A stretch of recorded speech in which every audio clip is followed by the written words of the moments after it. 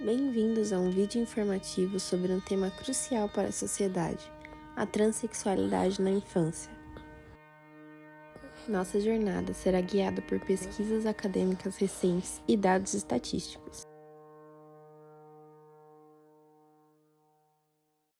Com certeza você já ouviu diversos termos como transexual, travesti e transgênero, mas você sabe a diferença entre eles?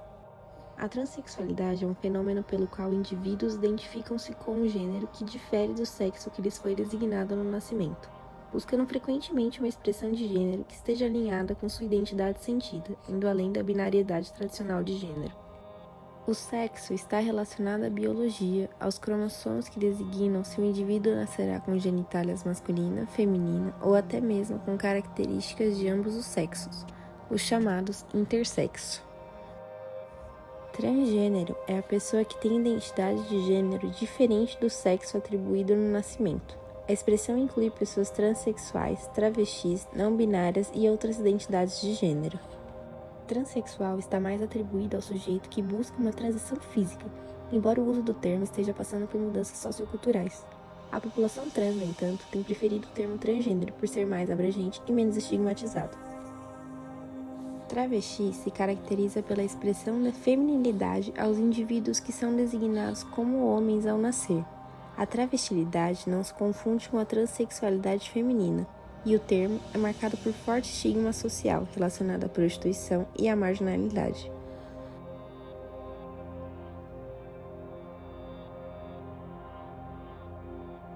Em nossa cultura, a associação entre sexo biológico e gênero é tida como natural. Uma pessoa seria homem ou mulher, masculino ou feminino, desde o nascimento. De acordo com Ana Lodi, nossa sociedade possui erroneamente uma concepção binária e sexualizada, onde gênero é desempenhado no espaço público de forma binária e universal, ideia que é compartilhada em tese por todos. Essa pedagogia dos gêneros tem como objetivo preparar aquele sujeito para a vida referenciada na heterossexualidade, construída a partir da ideologia da complementariedade dos sexos. Vemos esse discurso em Chás Revelação, no qual pais, familiares e amigos esperam bebês que sejam meninos ou meninas, atribuindo cores e elementos ao sexo. Ou seja, a sociedade atribui gênero a questões puramente biológicas, ignorando que a formação de uma identidade de gênero é muito mais complexa do que saber se o bebê vai nascer com um pênis ou uma vagina. Crianças expressam suas identidades de gênero de diversos modos, pela forma como se vestem, pelo brincar, pelo modo como se comunicam, pelo uso de nomes e pronomes, através da identificação com personagens e modelos e pela forma como expressam seus sentimentos. Quando uma criança passa a performar uma identidade de gênero diferente daquela esperada pelo seu sexo biológico, acaba enfrentando uma série de problemas e estigmas que atinge não só o indivíduo, como toda a sua estrutura familiar.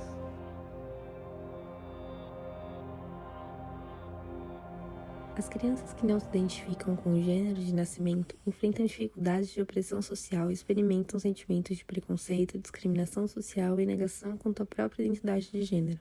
Fato este que torna sofrido o processo de autoaceitação. Sentimentos vivenciados no período da infância e adolescência podem acarretar danos psicossociais até a fase adulta. Esses períodos são demarcados pelo início da construção de identidades, experimentações, descobertas, afirmação social e questões relativas ao gênero, tendo como referência a maneira com a qual o corpo se apresenta à sociedade e padrões comportamentais a serem realizados por meninos e meninas. Esses conflitos podem acarretar em disforia de gênero, quando há uma dissonância afetiva entre o sexo biológico e o senso da pessoa em relação ao seu gênero. De acordo com Tatiana Mariano, é possível identificar sinais de disforia de gênero em crianças a partir de 3 anos de idade, fase que começam a perceber a diferença entre meninos e meninas.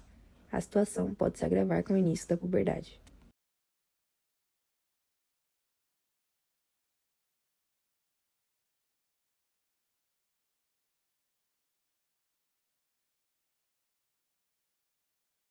A família é o núcleo onde a criança está inserida desde o seu nascimento, sendo assim o local de acolhimento primário. O apoio da família é primordial para que a criança tenha condições de desenvolver sua identidade de gênero, já que durante o processo de descoberta e transição, a família também passa pelos estágios de adequação. Sabemos, porém, que por falta de conhecimento, muitas vezes não é bem assim que acontece. Estudo feito na Califórnia afirma que crianças transgêneros rejeitadas pela família são 4 vezes mais propensas a terem depressão, cometerem suicídio e usarem drogas, e possuem 2 vezes mais chances de contraírem HIV. Assim, tanto a criança quanto a família precisam ser acolhidas e bem orientadas pelas equipes de atendimento primário de saúde, para que essas fases se desenvolvam da maneira menos traumática possível. Famílias podem buscar apoio psicológico, assistência jurídica e orientações médicas, inclusive no SUS, mantendo sempre o senso crítico perante as informações apresentadas pelos profissionais consultados. Na fase de descoberta e construção da identidade de gênero da criança ou jovem trans, apoio psicológico é primordial para que os familiares adquiram conhecimento e sejam acolhidos no processo de compreensão e aceitação.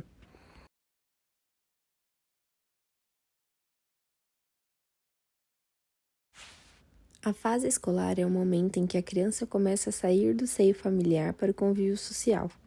A escola, porém, foi identificada como um meio de convivência social onde as crianças mais vivenciam situações de discriminação, preconceito e exclusão. Motivo porque, muitas vezes, preferem não mencionar a transgeneridade por medo de vivenciar esses sentimentos. O ambiente escolar para crianças e jovens trans pode ser um ambiente bastante hostil, opressor e violento.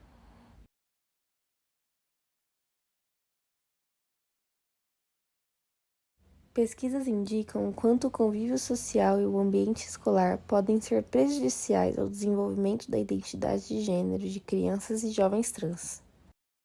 60% sentem-se inseguros na escola por conta da sua orientação sexual. Os principais espaços onde ocorrem situações de discriminação são banheiros e aulas de educação física. 7 em cada 10 alunos do ensino médio não se assumem durante a vida escolar. 73% já sofreu bullying homofóbico verbal. E qual deve ser o papel da escola para prevenir situações como essa? As escolas devem abordar o tema transexualidade de forma clara, objetiva, educativa e sem qualquer tipo de tabu.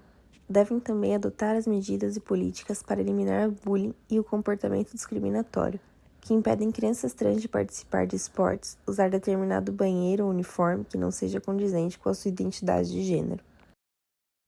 Nesse ponto, é fundamental o papel do psicopedagogo, que pode auxiliar a escola a constituir diálogos sobre diversidade e inclusão, realizando também o acompanhamento emocional através de trabalhos pedagógicos. Segundo o Manual Diagnóstico e Estatístico de Transtornos Mentais, até 2018 a transexualidade era classificada como um transtorno mental, chamado de transtorno de identidade de gênero. Além disso, a Classificação Internacional de Doenças, que é publicada pela OMS, também revisou suas categorias relacionadas à transexualidade. A versão mais recente, publicada em 2018, desclassificou a transexualidade como um transtorno mental e a reclassificou sob a categoria de incongruência de gênero, dentro do tópico Condições relacionadas à saúde sexual. A partir desse movimento, o Conselho Federal de Psicologia, através da Resolução 1 de 2018, estabeleceu normas de atuação para psicólogos e psicólogas em relação às pessoas transexuais e travestis. A resolução está baseada em 3 pilares. Transsexualidade e travestilidade não são patologias. A transfobia precisa ser enfrentada e as identidades de gênero são autodeclaratórias. Deixando de ver a transexualidade como uma doença, crianças e jovens trans passaram a ser acolhidos pelos serviços de saúde pública.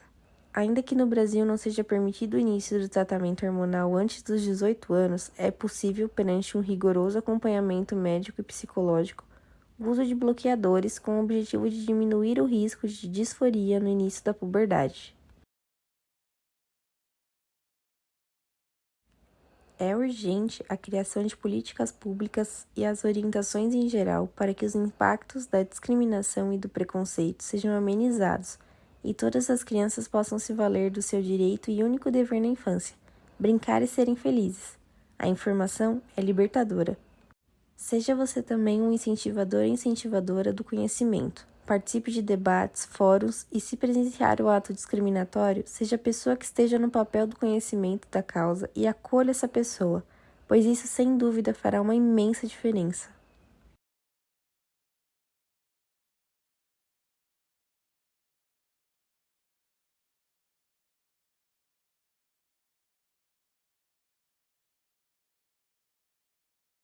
Nossa jornada acadêmica sobre transexualidade na infância chega ao fim. Agradecemos aos pesquisadores dedicados e às instituições que tornaram esse conhecimento acessível.